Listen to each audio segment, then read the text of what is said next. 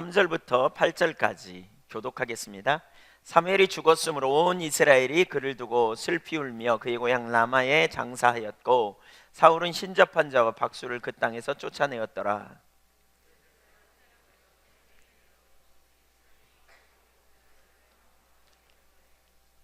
사울이 블레셋 사람들의 군대를 보고 두려워서 그의 마음이 크게 떨린지라.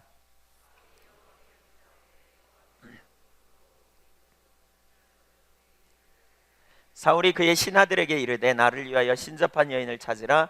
내가 그리로 가서 그에게 물으리라 하니 그의 신하들이 그에게 이르되 보소서 엔돌에 신접한 여인이 있나이다. 사울이 다른 옷을 입어 변장하고 두 사람과 함께 갈새 그들이 밤에 그 여인에게 이르러서는 사울이 이르되 청하노니 나를 위하여 신접한 술법으로 내가 내게 말하는 사람을 불러 올리라 하니. 아멘. 주님의 은혜가 함께 하시기를 축복합니다.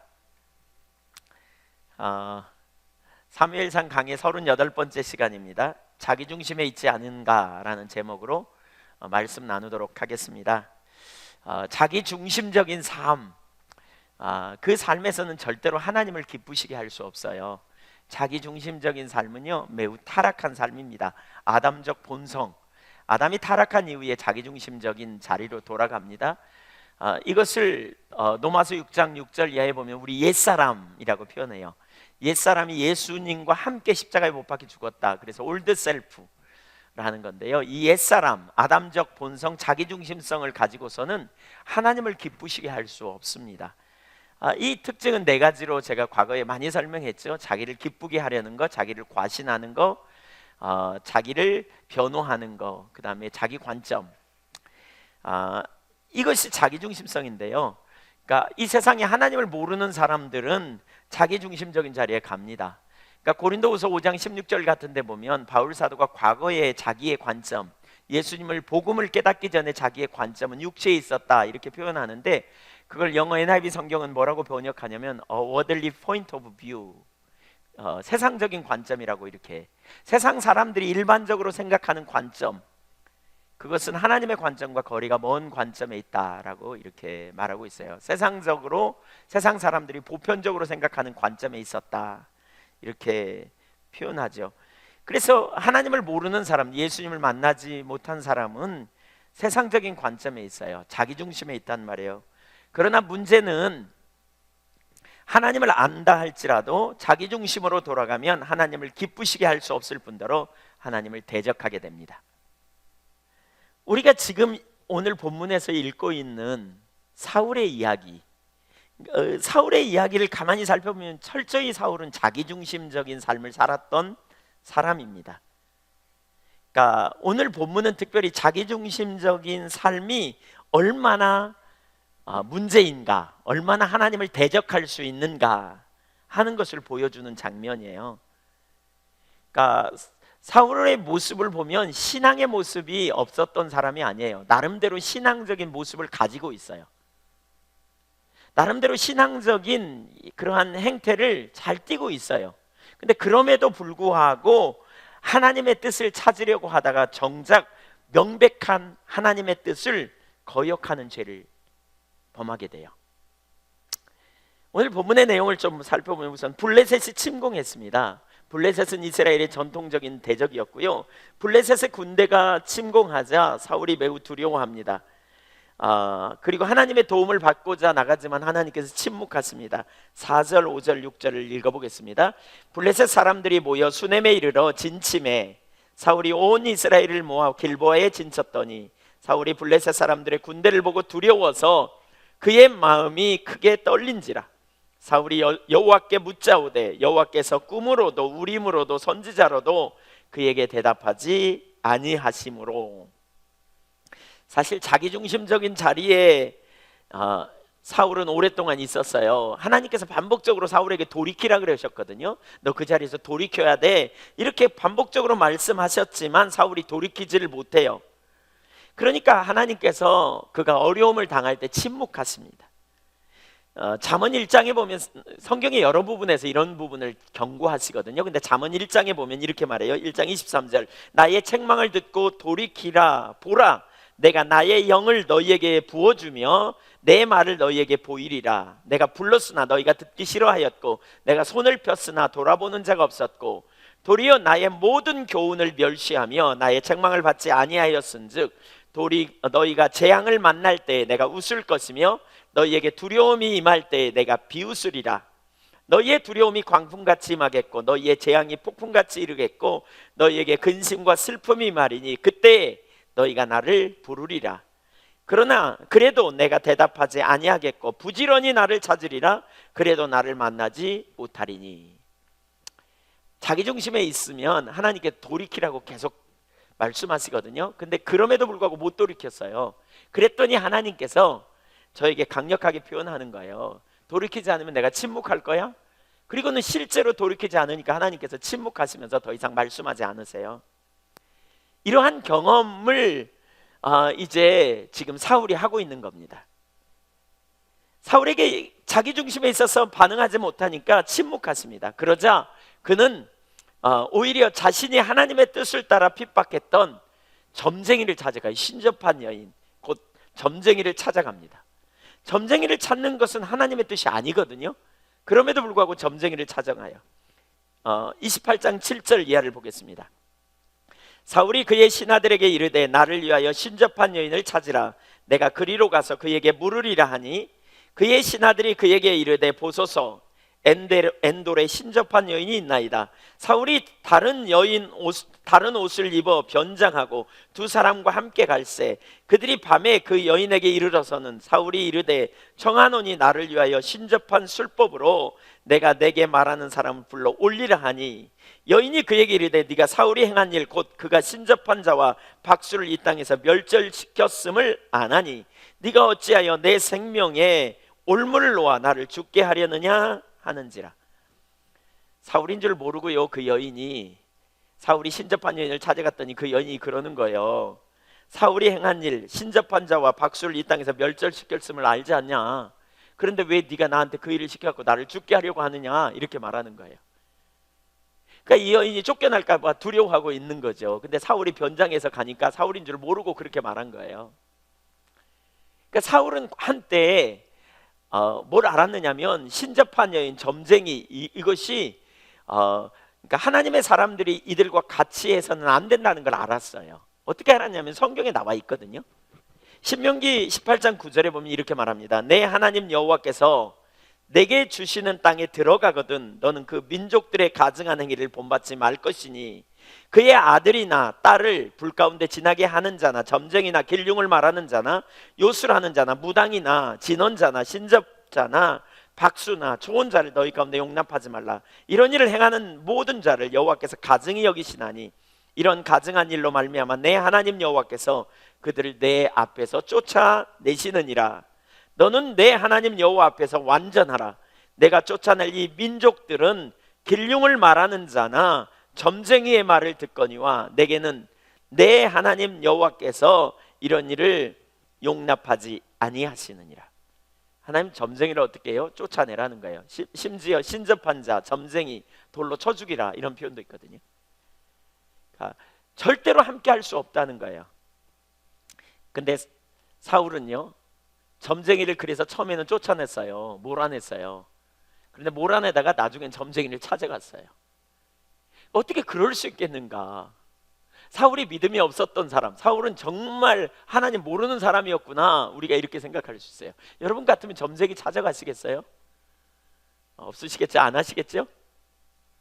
예. 근데 잘 몰라요. 제가 과거에요 저기 뭐 주여 사탄의 왕관을 벗었나이다 라고 한 책이 있었어요. 그 책을 쓴 사람이 있어요. 과거에 그 점쟁이 하다가 이렇게 예수 믿고 돌아온 사람인데요.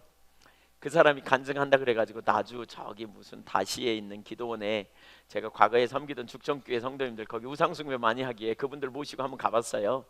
그랬더니 그분이 간증하면서 그러더라고요. 예수 믿는 집사 권사들 많이 와! 뭐 이러면서 많이 온대요. 근데 가짜가 많대요. 자기가 보면 안 돼요.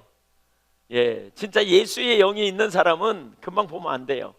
없는 예수의 영이 있는 사람도 온대요. 근데 없는 사람도 많다는 거예요. 그래갖고 많이 찾아온대. 참 심각하구나라는 생각을 했어요. 물론 여러분이 갈 거라고는 제가 생각하지 않습니다. 예. 사울도 들어보세요. 근데 이제 다급한 상황이 와봐야 돼요. 사울도 어떻게 했다고요? 쫓아냈다니까요, 다. 근데 정말 다급하니까 하나님이 침묵하시니까 점쟁이 찾아갔어요. 점쟁이 찾아갔어요. 그리고는 사무엘의 말로 받아들여요. 그랬더니 신접한 여인이 영을 불러내요. 죽은 자의 영을. 죽은 자의 영을 불러낸다고 해요. 그리고 한 노인이 보인다. 그랬더니 사무엘이라고 생각하면서 엎어져요. 그랬더니 사무엘이라고 나와가지고 얘기하는 거예요. 그런데 그 말투가 너무너무 그러니까 말하는 내용이 과거에 사무엘이 했던 말과 비슷한 내용이에요. 지금까지 했던 사울을 쫓아낸다, 심판한다, 뭐 이런 내용과 똑같은 내용이에요. 그러니까 그 여인이 사울이 사무엘의 말로 받습니다. 근데 사실은 그것은 속는 겁니다. 그것은 귀신의 역사입니다. 죽은 자의 영이 이렇게 불려내는 것처럼 오늘날 점쟁이들도 그렇게 보통 많이 해요. 그래가지고 할아버지가 나왔다, 뭐 할머니가 나왔다, 묘자리가 뭐 문제다, 뭐 네가 나에게 밥을 안 줘서 배고프다, 뭐 이런 얘기들을 많이 흔히 합니다. 근데 여러분 성경적으로 보면 죽은 자가 이 땅에 있지 않아요. 음부에 있다고. 죽은 자가, 그렇죠? 이 땅에 있지 않다고 말하고 있어요. 만약에 그가 진짜 사무엘이었다면 그가 나와가지고요 사울에게 그렇게 저주와 심판을 퍼붓지는 않았을 거고요. 아마 어쩌면 돌이키라고 했을 거고요. 더군다나 한번 생각해 보세요. 점쟁이를 찾아가는 것이 하나님 뜻이 아니기 때문에 사무엘이 그에게 점쟁이를 통해서 나타날 리도 없고, 점쟁이를 통해서 그에게 예를 들면 말을 했다면 너 왜 점쟁이 찾냐, 그리고 책망했을 거예요. 점쟁이 찾아온 거 책망했을 거예요. 근데 그렇게 하면 아이러니예요. 그러니까 사무엘이 아니에요. 그건 귀신의 역사입니다. 속는 겁니다. 속는 거예요. 속이는 거예요. 귀신은 속이는 영이에요. 그리고 귀신의 한 특징은 뭐냐? 사람들을 두렵게 합니다. 사실 사울은 지금 그 여인을 통해 사무엘의 말이라고 이렇게 말하니까 그 말을 듣고 사울이 뒤집어지거든요. 완전히 죽음의 공포, 아주 심판받을 거라고 이렇게 말하니까 두려움의 공포에 사로잡혀서 그냥 먹지도 못하고 그냥 쓰러져 버리거든요. 그가 죽은 듯이 되었다 이렇게 표현하고 있거든요. 이건 귀신의 역사입니다. 귀신은 사울을 철저하게 절망하게 하여 하나님께 소망을 두지 못하게 가로막았던 것입니다. 성경은 죽은 자가 세상의 일에 관심을 가져 영향을 미치는 것에 대해서 인정하고 있지 않습니다. 속이는 영이 그렇게 한 거죠. 사울은 참으로 자기중심적인 극단적인 자리로까지 가버렸던 것을 볼 수 있습니다. 사실 사울은 우리가 외형적으로 볼 때 그는 참 믿음이 없었던 사람 같지가 않아요. 왜냐하면 오늘 본문 4절에 보니까 그렇게 4절 이하 6절에 보니까 사울이 여호와께 묻자오되 그랬어요. 사울이 여호와께 물었다니까요. 얼마나 절실하게 물었느냐면 이렇게 말하죠. 꿈으로도 우림으로도 선지자로도 그에게 대답하지 않았다 그랬어요. 그러니까 하나님께서 다양하게 말씀하실 것을 그는 기대했다는 거죠. 그렇게 절박하게 찾았어요. 그런데 하나님께서 말씀하지 않은 거예요. 사울은 뭘 깨달았어요? 하나님의 길을 따라가야 승리가 있다는 걸 알았어요. 믿음이 있어요, 없어요? 믿음 있는 사람이에요. 여러분, 믿음이 있는 사람이라고요. 믿음이 있잖아요. 보세요. 하나님의 길에 어떻게든지 서려고 했던 거예요. 그래서 어쩌면 과거에 하나님의 뜻대로 살아야 승리가 있다는 사실을 경험했던 사람이었어요. 그래서 하나님의 뜻을 찾지만, 그러나 하나님께서 침묵하시자 그는 하나님의 뜻을 알기 위해서 하나님이 원하시지 않는 방법, 하나님의 뜻이 아닌 길을 찾아가죠. 누굽니까? 점쟁이를 찾아가요. 그래서 하나님의 뜻을 어기는 범죄를 저지르고 마는 것이지요. 왜 사울이 이렇게 되었는가? 자기중심 때문입니다. 자기중심적 신앙.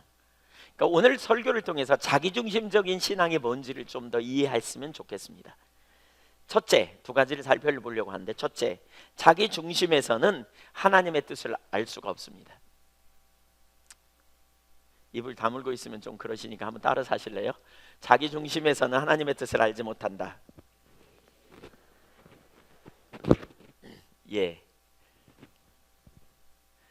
그러니까 사울은 사울의 기사를 쭉 우리가 읽었지만 사울은 상당히 죄사에 관심이 많은 사람이었어요.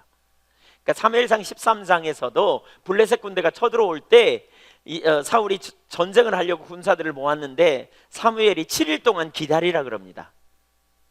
그러니까 사울이 기다리고 있는데 사람들이 점점 무서워하면서 군사들이 도망을 가기도 하고 적군은 쳐들어오고 이런 상황인데 사무엘이 속히 안 내려오거든요. 그러니까 사울이 아둥바둥 하다가 7일 동안 기다려요. 근데 7일이 되자마자 안 오니까 그냥 사울이 제사를 지내버립니다, 자기가. 그랬더니 제사가 끝나는 시점에, 그러니까 사무엘은 아마 7일이 거의 마치는 순간에 온 것 같고요, 사울은 7일이 시작되자마자 제사를 지낸 것 같아요. 사무엘이 7일이 제사가 끝나자 와가지고는요, 지금 무슨 일을 했습니까 왕이시여? 라고 말하면서 막 호통을 쳐요. 그랬더니 뭐라 그러냐면, 내가 하나님께 제사도 못 드리고 전쟁에 나갈까 두려워서 제사 지냈습니다, 이렇게 말해요. 사울은 상당히 제사를 소중히 여기는 사람이었어요. 그렇죠? 사울은 상당히 제사에 관심이 많았던 사람이에요. 예배도 못 드리고 어떻게 가? 이사했는데 예배부터 드려야지, 사업했는데 예배부터 우리가 드려야지, 어쩌면 이런 사람이었다고요. 상당히 신앙적인 모습이 보여요. 그렇죠? 15장에도 그래요. 15장. 그러니까 아말렉 사람을 진멸하라고 하나님 말씀하셨는데 아말렉 사람을 다 진멸하지 않고 아각이라는 임금을 한 사람 살려요. 그리고 살찐 짐승들 데려와요. 왜 데리고 왔냐고 했더니 제사 지내려고 그런대. 사무엘상 15장을 한번 우리가 이전에 봤지만 한번 다시 한번 보겠습니다. 19절 이하. 어찌하여 왕이 여호와의 목소리를 청종하지 아니하고 탈취하기에만 급하여 여호와께서 악하게 여기시는 일을 행하였나이까? 사울이 사무엘에게 이르되 나는 실로 여호와의 목소리를 청종하여 여호와께서 보내신 길로 가서 아말렉 왕 아각을 끌어왔고 아말렉 사람들을 진멸하였으나 다만 백성이 그 마땅히 멸할 것 중에서, 당연히 죽어야 되는데 그 죽으면 뭐 하겠어요. 그래서 그 중에서 가장 좋은 것으로 길갈에서 당신은 하나님 여호와께 제사하려고 양과 소를 끌어왔나이다 하는지라. 당연히 죽여야 되지요. 근데 그 죽이면 그냥 뭐 하겠어요? 그것 중에 좋은 것은 끌어다가 하나님께 제사 지내면 하나님이 얼마나 기뻐하실까 싶어서 끌고 왔어요, 이렇게 말하는 거죠. 뭐 하려고 끌고 왔다고요? 제사 지내려고. 사울은 정말 제사를 좋아하는, 제사를 정말 드려야 된다고 생각했던 사람이에요. 오늘날로 말하면 주일날 절대 안 빠질 뿐이에요. 사울은 예배에 절대로 안 빠질 사람이에요. 그뿐만이 아니라 어쩌면 아침마다 예배 드렸는지도 몰라요. 가정 예배, 하루를 시작하기 전에 예배를 드리고 해야지 이랬을지도 몰라요. 철저하게 예배를 존중히 여겼던 종교적인 사람. 그런데 문제는요, 하나님의 길을 몰랐어요. 순종이 제사보다 중요하다는 사실을 몰랐다니까요. 제사보다 하나님의 뜻에 순종하는 것이 실제적으로 중요하다는 사실을 잘 몰랐어요. 22절 같이 읽어보겠습니다. 한 목소리로 시작. 사무엘이 이르되 여호와께서 번제와 다른 제사를 그의 목소리를 청종하는 것을 좋아하신 같이 좋아하시겠나이까? 순종이 제사보다 낫고 듣는 것이 수양의 기름보다 나으니. 뭐가 낫고요? 순종이 제사보다 낫다. 하나님의 목소리를 청종하는 것이 정말 하나님을 기쁘시게 하는 삶입니다, 이렇게 말해요. 우리가 예배에 대한 이해를 조금 가져야 돼요. 여러분, 예배는요, 주일날 예배당에 와서 예배 드리는 것만 예배가 아닙니다. 로마서 12장 1절 이하에 보면 그렇게 말하고 있어요. 이것이 너희가 드릴 영적 예배라. 이러면서 뭐라 그러냐, 너희는 이 세대를 본받지 말고 마음으로 변화를 받아 하나님의 온전하시고 선하시고 기뻐하신 뜻이 무엇인지 분별하도록 하라. 그렇게 말하고 있어요. 하나님께서 아담을 창조하시고 에덴 동산으로 이끌어 들이시거든요. 근데 에덴 동산에는 각종 실과 열매 맺는 과일을 잔뜩 두세요. 그리고 그 중앙에요, 두 그루의 나무를 두셨어요. 하나는 생명나무고 하나는 선악과예요. 생명나무 과실의 열매를 따먹어야 영원한 생명을 얻을 수 있어요. 왜냐하면 나중에 선악과 따먹으니까 생명나무 과실에 이르는 길을 막아버리거든요. 그러니까 생명나무에 이르는 길을, 그 과실을 먹어야 영생할 수 있어요. 그런데 그 옆에다 뭘 두셨다고요? 선악과예요. 이 선악과 먹으면 어떻게 된다고요? 반드시 죽으리라 그랬어요. 그러니까 생명나무 과실만 먹어야 돼요. 근데 선악과 따먹으면 안 돼요. 근데 왜 이걸 나란히 두셨냐고요? 동산 중앙에. 왜 나란히 두셨을까요? 하나님께서 우리 인간을 로봇으로 창조하지 않고 의지를 두셨어요. 그러니까 예배는 어떻게 하는 거냐면 의지를 가지고 하나님을 선택하는 거예요. 우리 이 삶 가운데 내 의지를 들여 하나님 앞에 하나님의 하나님 되심을 인정하여 선택하는 삶으로 나아가는 것이 예배예요. 그래서 그 매 순간마다 생명나무 과실을 먹기 위해 동산 중앙에 갔을 때 그는 선악과가 아니고 하나님의 주권인 선악과를 손대지 않았어요. 하나님께 불순종하는 선악과가 아니고 하나님의 말씀인 생명나무 과실을 따먹은 거예요. 그리고 영생의 삶을 선택한 거예요.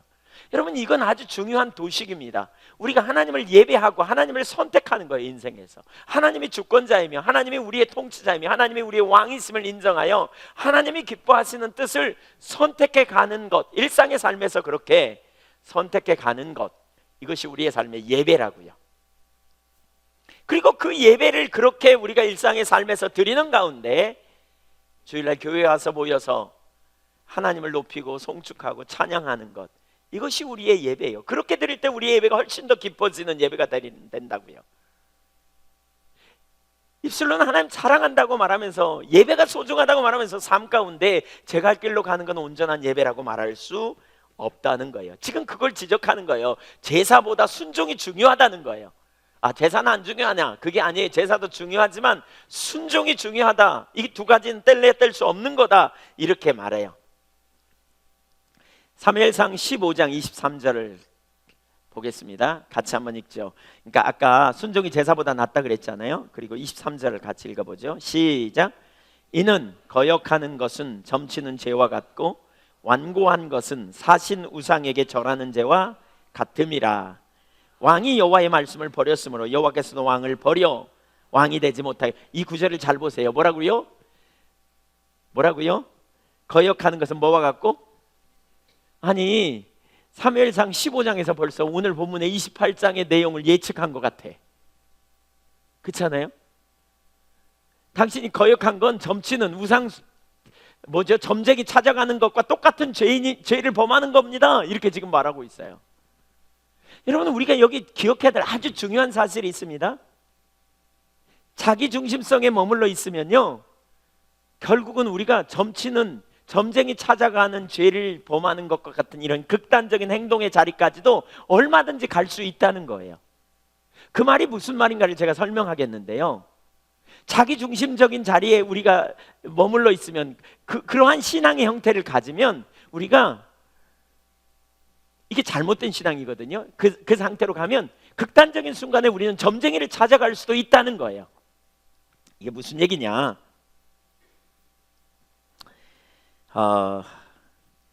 자기중심적인 자리에 가면, 그러니까 우리의 신앙이 자기중심적인 쪽으로 가면 내가 모든 것의 주인이 됩니다. 나의 목적을 위한 삶이 우리의 신앙의 그냥 중심에 있습니다.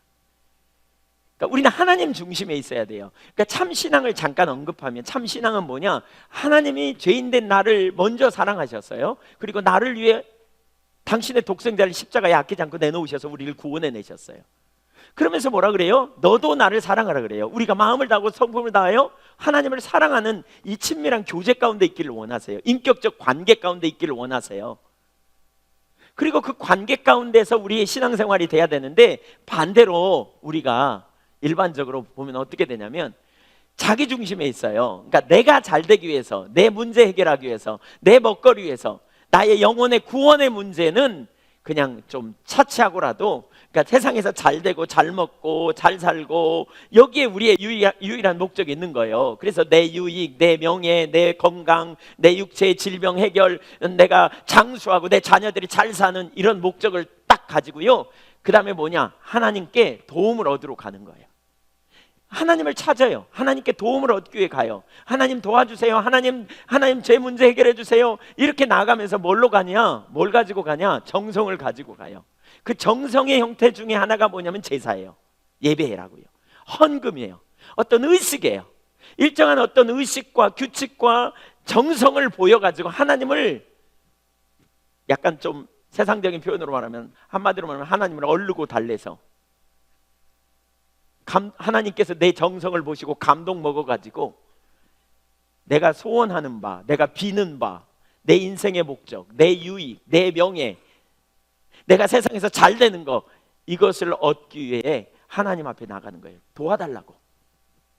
이 사람의 목적은 뭐예요? 자기예요. 이 사람은 궁극적으로 누구를 위해 사느냐? 자기 영광을 구하고 자기 목적을 위해 살고, 신앙생활도 왜 하느냐? 자기 찾는 거예요. 자기 문제 해결, 자기 만족, 자기 유익, 자기 명예. 그러니까 항상 하나님은 뭐예요? 이인자예요. 나를 돕는 수단일 뿐이에요. 참 신앙은요, 그분이 나를 먼저 사랑하셨다니까요. 여기 보세요. 눈 감아야 이해되는 게 아니고요, 눈 뜨고 보셔야 돼요. 잘 들으셔야 돼요. 참 신앙은 뭐예요? 하나님이 우리를 먼저 사랑하셨다니까요. 내 필요를 아신다니까요. 내 상태를 아신다니까요. 내가 어떤 처지에 있는지 아신다니까요. 그래서 내가 알기도 전에 나를 사랑하셔서 나를 구원하시기 위해 하나님의 아들을 보내셔서 내 대신 모든 죄를 담당하게 하시고 나를 구원해내신 능력의 하나님이세요. 그리고 내가 그분을 사랑하는 자리에 있으면 그분이 우리와 함께 하심으로 우리의 삶에 그분 안에서 진정한 행복과 진정한 안식과 진정한 평안이 넘치고, 그분이 우리의 필요가 되시고 우리의 능력이 되시고 우리의 힘이 되세요. 근데 그걸 뒤집어 버렸어. 하나님의 의도와 하나님의 목적과 하나님의 뜻과 하나님의 마음은 관심도 없어요. 그냥 내가 잘 되기 위해서 신앙생활 하는 거예요. 그냥 나의 명예만 관심이 있는 거예요. 내가 어떻게 잘 될까? 이렇게 되면서 하나님 앞에 나갈 때, 그러면 하나님을 기쁘시게 해야, 정성을 보여야 내가 잘 되겠네, 이렇게 생각하는 거죠. 그래서 예배 드리고, 그래서 예배, 제사. 사울이 지금 그 자리에 있는 거예요. 그러니까 하나님의 뜻, 하나님의 의도, 하나님의 말씀, 하나님의 목적 관심도 없어요. 자기 명예와 충돌이 일어나면, 자기 유익과 충돌이 일어나면 하나님 말씀 쓱 못 들은 걸로 하겠어요. 그리고 나가는 거죠. 샤머니즘이라는 거 아시죠? 샤머니즘, 우상숭배, 그 미신. 고등종교와 샤머니즘의 차이가 있어요. 고등종교는 자기를 부인하는 자리에 가요. 희생과 헌신. 근데 샤머니즘은 자기가 딱 전면에 등장해요. 우리 옛날 조상님들이 장독대에다 물 떠놓죠. 물 떠놓는 거, 이걸 정한수라 그러잖아요. 새벽 4시에 일어나서, 새벽 미명에 일어나서 심지어 얼음물을 깨가면서 목욕하고 정성을 가지고 빕니다. 비나이다. 뭘 빌어요? 비나이다. 내 필요를 채워주세요. 내 자녀 잘 되게 해주세요. 건강하게 해주세요. 뭐 이런 거 빕니다. 새벽마다 빕니다. 예. 근데요, 그들의 유일한 관심은 뭐냐면 자기입니다. 자기 문제. 근데 만약에 이렇게 찾는 사람들이 천지신명, 자기가 찾는 천지신명에게, 천지신명이여 당신의 관심이 뭡니까? 천지신명이여 내가 천지신명을 알기를 원합니다. 이런 사람이 있어요? 만약에 그런 사람이 있다면 도른 거예요. 그렇죠? 그런 사람은 없어요. 천지신명에 관심도 없어. 천지신명이 무슨 생각하고 있는지, 무슨 관점에 있는지, 뭘 어떻게 하는지 관심도 없어요. 그냥 뭐예요? 그냥 내가 나름대로 내 정성을 가지고 가가지고요, 목욕 재개하는 거 정성, 그렇죠? 이 정성을 가지고요 열심히 비는 거예요. 나 잘 되게 하기 위해서. 이게 샤머니즘이에요. 자신들의 안녕을 위한 수단일 뿐이에요. 이렇게 신앙생활하는 사람들, 그게 자기중심적인 신앙이에요. 대상이 바뀌었을 뿐이지, 천지신명에서 누구로? 부처님으로, 그러다가 예수님, 하나님으로 와서 그냥 이렇게 빌다가 이렇게 하다가 결국은 지금 손 모으고 하나님 도와주세요. 근데 항상 관심이, 하나님에게는 관심도 없어. 하나님의 나라와 영광 관심도 없어. 하나님이 우리에게 베푸신 은혜가 뭔지 잘 알지도 못해. 다만 초점이 어디 있느냐? 나 잘 먹고 나 잘 살고 세상에서 잘 되는, 여기에다만 초점을 온통 두는 거예요. 사울은 자기 명예에 관심이 있었어요. 그래서 하나님의 목적과 하나님의 나라에 관심도 없었어요. 그냥 세상에서 잘 되는 거, 자기 자녀 잘 되는 거, 자기가 왕위를 든든하게 유지하는 거, 사람들에게 인기를 얻는 거, 여기에 관심이 있었어요. 그래서 하나님 찾아요. 그도 하나님 찾았다니까요. 종교성으로 어떻게 찾았어요? 제사 드리는데 온통 초점이 있었어요. 그리고 제사를 지내고 열심히 하려고 하면서 정작 어려움이 오면 하나님, 내가 이 상황에 어떻게 해야 돼요? 날 도와주세요. 이렇게 나간 거죠. 근데 하나님께서는 그것이 올바른 신앙이 아님을 알았어요. 아니라는 사실을 그에게 여러 번 지적함에도 불구하고 그는 돌이키지 않았다고요. 사실 이렇게 신앙생활하는 사람은 하나님의 나라와 하나님의 영광에는 관심도 없어요. 하나님이 인격체라는 사실이 지식일 뿐이에요. 그분이 우리를 먼저 사랑하셨고 우리로 사랑하라고 말씀하시는 의미가 무엇인지도 깨닫지도 못해요. 그저 종교적으로 열심히 하면 복 받을 것이라는 생각 때문에 결국 하나님의 뜻을 저버리는 오류를 범한 것이지요. 그래서 순종 대신 제사로 대체한 거예요. 하나님의 뜻을 따라 순종하는 대신 의식으로 대체한 거예요. 일정한 규례와 규칙을 지키는 것으로 대체해버렸어요. 왜냐하면 참 신앙이 뭔지 몰라서 그래요. 자기 중심으로 돌아가서 그래요. 자기 중심적인 자리에 머물러 있기 때문에 그래요.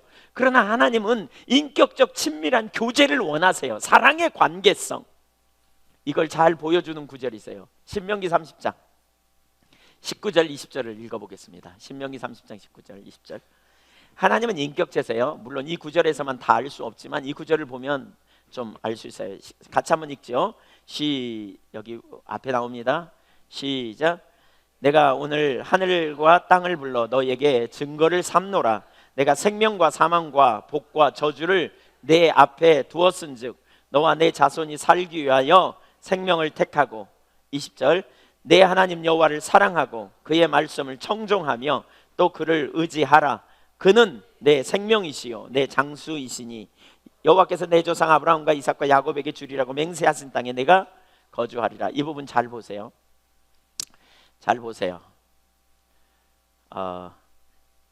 생명과 사망과 복과 저주를 네 앞에 두었다, 이렇게 표현합니다. 생명과 사망과 복과 저주를 내 앞에 두었다. 그러면서 너와 내 자손이 살기 위해 생명을 택하라. 19절에서 그렇게 말했어요. 생명을 택하라. 그러면서 20절에 보니까 여기 뭐라 그러냐, 그는 내 뭐예요? 두 번째 줄에 내 뭐라고요? 누가요? 하나님이 생명이세요. 그러니까 한마디로 말하면 하나님을 택하라 그랬어요. 그렇게 하면 네 조상 아브라함과 이삭과 야곱에게 주리라 한 땅에 네가 거주하리라 그랬어요. 장수하면서 거주하게 될 거다. 한마디로 말하면 세상적인 복을 누리게 될 거다, 이 말이에요. 그러니까 뭘 택하면? 하나님을 택하면. 복을 택하는 게 아니고 하나님을 택하면이에요. 그러니까 자기중심적인 자리에서 나의 유익과 만족을 위해 복을 택하는 게 아니고 우리가 하나님을 택하는 거예요. 그러면 하나님을 택한다는 말은 무슨 얘기냐? 세 가지를 여기 말하고 있는데, 첫째는 뭐냐? 내 하나님 여호와를 뭐하고? 사랑하고. 하나님 사랑은 성경은 뭐라 그러냐면 마음을 다하고 성품을 다하고 뜻을 다하고 힘을 다하여입니다. 그러니까 마음으로부터 우리가 하나님을 존재를 다해 사랑하는 것입니다. 인격체 되신 하나님, 무엇보다 그렇게 사랑하려면 하나님이 우리를 먼저 사랑하셨다는 사실을 아는 게 되게 중요합니다. 사랑이 뭔지 우리가 잘 모르거든요. 그분이 우리를 얼마나 사랑하셨는지 아는 게 되게 중요해요. 하나님이 우리를 먼저 사랑하셨어요. 그리고 우리가 그 하나님을 존재를 다해 사랑하는 관계를 말하는 거예요. 그 다음에 두 번째로 뭐라고 그러냐, 그의 말씀을 청종하라 그랬어요. 근데 말씀이라는 단어는 조금 번역상에 문제가 있어요. 왜냐하면 원어적으로도 봐도 그렇고요, 다른 번역들은 뭐라고 말하냐, 그의 목소리를 청종하라 이렇게 말하고 있어요. 그러니까 목소리나 그의 말씀이나 무슨 차이가 있느냐, 이런 차이예요. 그러니까 말씀 그러면 우리는 보통 문자적으로 하나님 말씀, 기록된 말씀 순종해라 이렇게 이해하는데, 목소리라는 말은 이런 의미예요. 뭐죠? 지금 내게 현재적으로 들려주시는 음성이에요. 성경을 읽으면서도 그 성경 말씀이 살아있는 하나님의 음성으로 지금 내게 그 목소리로 들려지는 말씀 앞에 순종하라는 거예요. 인격적 관계 안에 있으란 말이에요. 이게 문자적인 삶이 아니에요. 지금 내게 동행하시는 하나님의 그 말씀 앞에 내가 순종해 가라는 거예요. 그리고 세 번째, 그를 의지하라는 말은 다바크라는 말이에요. 의지라는 말이 좀 틀렸어요. 이게 왜냐하면 다바크라는 말은 의지하라, 이 말은 다바크라는 말인데, 남자가 부모를 떠나 아내와 연합하여 한 몸을 이루라. 거기 연합하다, 창세기 2장 24절에 나오는 말씀이죠. 연합하다는 말이 이 말이에요. 그러니까 다바크라는 말은 연합하라는 말이에요. 원어적으로 보면 뭐냐, 착 들러붙다, 그와 친근히 하다. 그러니까 친밀한 관계를 말해요. 그래서 아까 그 구절 다시 올려줘 보세요. 20절. 내 하나님 여호와를 사랑하고 그의 목소리를 청정하고, 현재적으로 매 순간마다 우리가 그분의 음성으로, 현재적으로 코람데오로 인격체 되신 하나님 앞에서 내가 지금 서서 그분의 말씀을 듣는 거예요. 설교를 들으면서도 지금 내게 주시는 음성으로 들려져야 돼요. 제가 아침마다 일어나면 그런 기도를 합니다. 요즘 성경을 읽으면서도 하나님, 제가 만마디 주님 앞에 하는 것보다 주님이 저에게 깨닫게 하시는 주님의 음성 하나가 저의 삶을 살릴 수 있습니다. 제가 변화될 수 있습니다. 주님, 제게 말씀해 주세요. 그러면서 아침에 성경을 읽기도 합니다. 그의 목소리를 현재적으로 지금 들으면 우리 삶이 변화가 일어나요. 그리고 뭐예요? 그와 착 들러붙어라는 거예요. 친근히 하라는 거예요. 왜? 그분이 생명이니까. 이게 생명이신 하나님을 택하는 거예요. 하나님이 잊어버렸다가 주일날만 찾는 게 아니고요, 여러분 아침에 일어나서 저녁에 잘 때에도 우리가 순간순간마다 하나님을 내 마음에 존중히 여기고 그의 목소리를 듣고 그를 청종하는 자리에 나아가는 거예요. 그를 의지하는 친밀한 교제 가운데 사는, 이게 우리의 신앙이에요. 친밀한 교제. 그래서 우리가 주님을 알고 사랑하는 관계 가운데 그분의 뜻을 따르고 그분을 기쁘시게 하는 삶을 일상의 삶에서 선택해 가는 것이지요. 이게 하나님 중심에 있는 삶이에요. 근데 자기 중심으로 돌아가면 어떻게 된다고요? 하나님 사랑은 잊어버리고요, 내 목적이 전면에 딱 등장해요. 그때부터는요, 내가 1인자고요, 모든 것이 나를 위해서예요. 하나님은요, 내 이익을 위한 돕는 수단일 뿐이에요. 하나님이 목적이 아니고 하나님이 수단이 돼요. 하나님을 사랑하는 거 관심 별로 없어요. 자기를 사랑하는 것이 우선이 되고요, 하나님은 나의 유익을 돕는 수단으로 전락시켜요. 그렇게 되면 어떻게 됩니까? 그런 일이 일어나면 점점 어떻게 됩니까? 하나님이 자기 중심으로 돌아가면 하나님이 나를 돕는 수단인데, 그래서 내가 제사도 예배도 드리고 헌신도 하고 희생도 하고 헌금도 하고 봉사도 했는데 하나님이 결정적인 순간에 나를 안 도와주면 어떻게 합니까? 점쟁이라도 찾아가는 거죠. 도움이 될 만한 점쟁이라도 가는 거예요. 사울이 그랬어요. 그래서 네가 불순종하는 걸 보니까 너는 점하는 죄를 범하고 있어. 자기 중심에 돌아가면 그 자리에 가는 거라니까요. 결정적으로 자기에게 유익이 없으면 결국 유익되는 길을 찾아가요. 왜? 자기 유익이니까. 그럼 참신앙에 있으면 어떻게 될까요? 사울이 만약에 참신앙에 있었는데 하나님이 응답하지 않는다, 근데 참신앙이었다면 어떻게 할까요? 어떻게 하느냐, 이럴 때 이렇게 말해요. 하나님, 제가 뭐가 문제예요? 하나님, 저가 뭐가 문제인지 알게 해주세요. 왜 하나님 저에게 침묵하시는지, 하나님 제가 이 상황에 어떻게 해야 될지 저에게 알게 해주세요. 그리고 하나님만이 유일한 해결책이고 해답인 줄 알기 때문에 하나님 앞에 집중적으로 들러붙으면서 하나님, 제가 뭐가 문제인지 알게 해주세요, 이렇게 찾아나갈 거예요. 근데 거짓 신앙에 빠지면요, 하나님 찾지 않아요. 하나님 도움이 안 되니까, 믿을 만한, 신뢰할 만한 게 없으니까 점쟁이 찾아가요. 아, 여러분 이렇게 들으면 우리하고는 상관없다고 생각하실 거예요. 왜냐하면 점쟁이 찾아갈 분은 제가 볼 때 거의 없거든요. 근데 사울은 점쟁이였지만 우리는 그 대신 다른 걸 하겠죠. 인본주의적인 방법, 사람을 의지하든지 믿을 만한 구석이 있는 사람을 찾아가든지, 내가 스스로 내 인생을 해결해 보려고 이리저리 방법을 찾든지, 어떻게 이 문제를 풀어가 볼까라고 인간적인 방법으로 접근하든지, 자기 머릿속에서 머리를 굴리면서 누구에게 도움을 청할까? 하나님이 날 도와주시지 않으니까 인간적으로 풀어보려고 하겠죠. 같은 겁니다, 그게.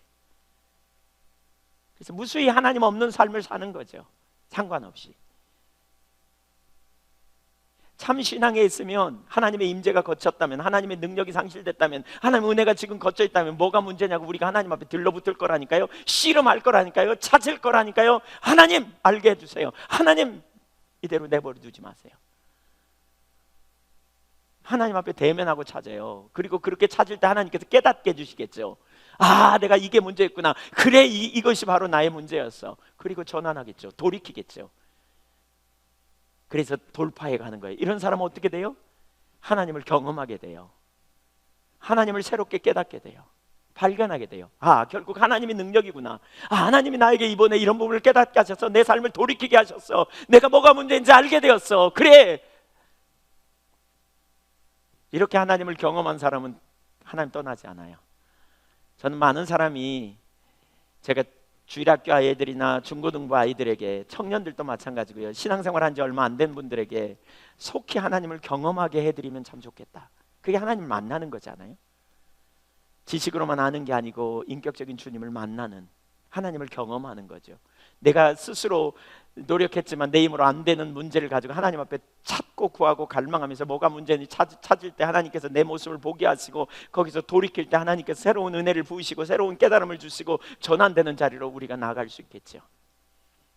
그리고 하나님께 전부를 거는.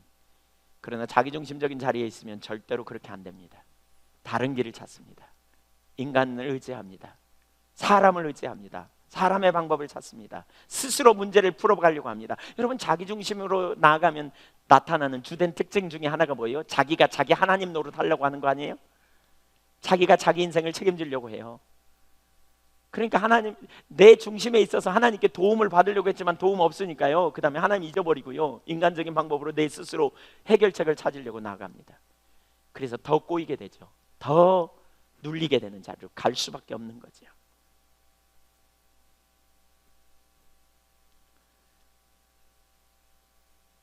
하나님 안 찾으면 자기중심에서는 대안을 찾아요. 사무엘상 15장에서 그걸 본 거예요. 사무엘 선지자가, 당신이 하는 행동을 보니까 당신이 다음에 점쟁이 찾아갈 것 같아. 당신 지금 자기중심에 있어. 하나님이 당신의 목적이 아니야. 뭐 그런 의미죠. 당신은 사신 우상에게 절하는 죄와 같은 죄를 지금 범하고 있어. 순종한다고, 제사 당신 되게 좋아하는데 제사 그래서 하나님 얼르고 달래서 자기 문제 해결하는데 도움을 위한 수단으로 여기는 삶, 그건 참신앙이 아니에요 여러분. 그건 거짓신앙이에요.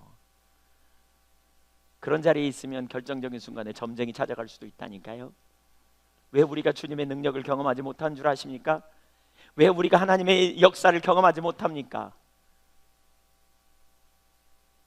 그러한 신앙적인 이해에서는 어려움이 오고 위기가 올 때 하나님 앞에 대면하여 뭐가 문제냐고 찾고 자신을 보고 하나님의 관점으로 전환하지 못하기 때문에 그래요.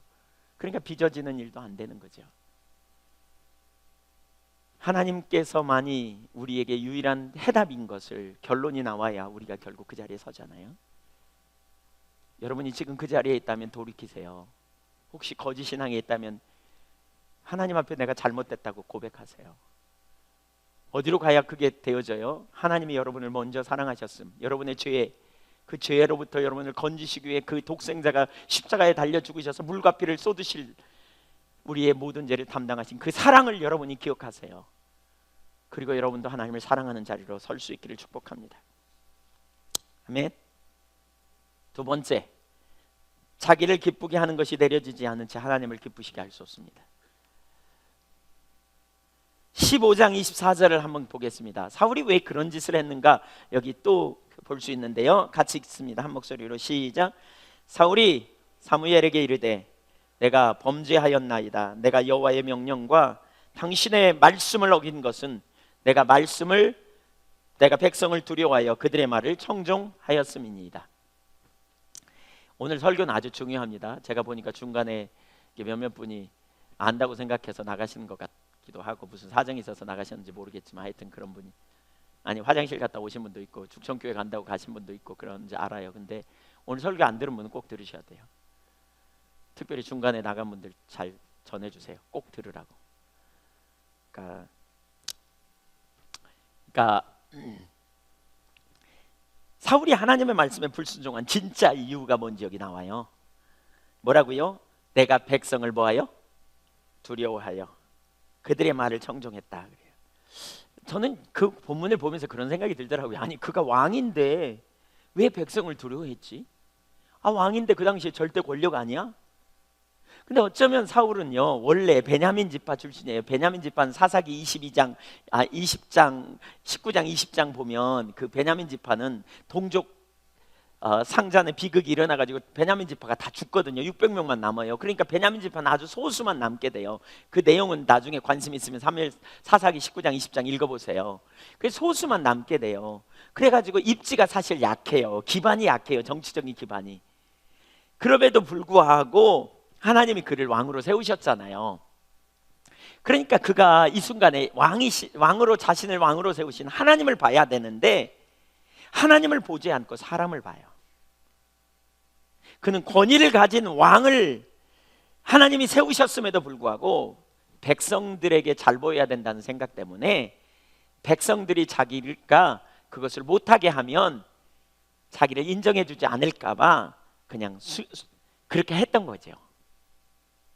그래야 자신의 왕위가 든든할 거니까, 사람들의 인기를 얻어야. 여기 아주 중요함이 있어요. 정말 중요한 부분이 있어요. 사실 그의 문제가 뭐냐면요, 자기를 세우신 분이 하나님이라는 사실을 잊어버려서 그래요. 그러니까 사울을 세우신 분이 하나님이시라는 사실을 잊어버려서 그래요. 여러분, 사울이 원래 똑똑해서 세운 게 아니잖아요. 그는 아주 보잘것없는 사람이었잖아요. 근데 하나님이 그를 주권적으로 선택하셔서 그를 왕으로 세우셨잖아요. 근데 이걸 잊어버리니까 그가 어떻게 돼요? 혼돈스러워하는 거예요. 지금 잘못됐어요. 저는 많은 사람들과 상담하면서 제가 이걸 느껴요. 뭘 느끼냐면 바로 이 문제를 잊어버려서 혼돈스러워요. 그러니까 뭐예요? 죄인된 나를 위해 하나님의 아들 예수님이 십자가에 달리셨다는 사실을 잊어버려서 혼돈스러워하는 분들이 있어요. 하나님이 나를 자녀로 택하시고 구원하시기 위해 그 독생자를 아끼지 않고 내놓으셔서 내가 구원받은 하나님의 자녀, 영접하는 자가 하나님의 자녀라고 그랬잖아요. 내가 지금 하나님의 자녀라는 사실을 잊어버려서 혼돈스러워요. 우리를 이 땅에 보내신 분이 하나님이라는 사실을 잊어버리기 때문에 혼돈스러워요. 두 사람을 만나 부부가 되게 하시고 가정을 이루게 하신 분이 하나님이시라는 사실을 잊어버려서 혼돈스러워하는 분들 많이 봤어요. 이거 잊어버리면 어떻게 되는 줄 아십니까? 우리가 우리의 만남은 처음부터 잘못된 만남이야 뭐 이렇게 나옵니다. 이제 그래갖고 이혼할까 막 이런 생각이 올라옵니다. 하나님 정말 날 사랑하시는 거야? 내가 앞에 어떤 문제가 일어나면 그 문제 가지고 혼돈하고 헤매기 시작합니다. 하나님 나를 안 돌보시는 것 같아 막 이렇게 나옵니다. 막 지금까지 인도하신 분이 하나님이라는 사실을 잊어버리면 그때부터 혼돈하기 시작합니다. 우리의 생사화복이 그분 손에 있다는 사실을 잊어버리면 우리는 그때부터 뒤집어집니다. 혼돈스러워하고 낙심합니다. 아, 문제 없을 때는 내내 그렇게 고백해요? 물어보면 하나님이 만나게 하셨습니까? 두 분을? 그럼 아멘 그럽니다. 행복할 때는. 그러다 좀 어려움이 오면 하나님이 실수하신 것 같아, 우리 안 만나야 될 사람 만난 것 같아 막 이렇게 나간 거예요. 막 그래가지고 원망하고 불평합니다. 낙심하고 혼돈스러워합니다. 잊어버립니다.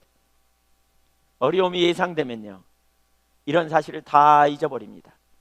그리고 하나님을 신뢰하는 믿음이 사라져버립니다. 그래서 두려워합니다. 혼돈스러워합니다. 낙심합니다.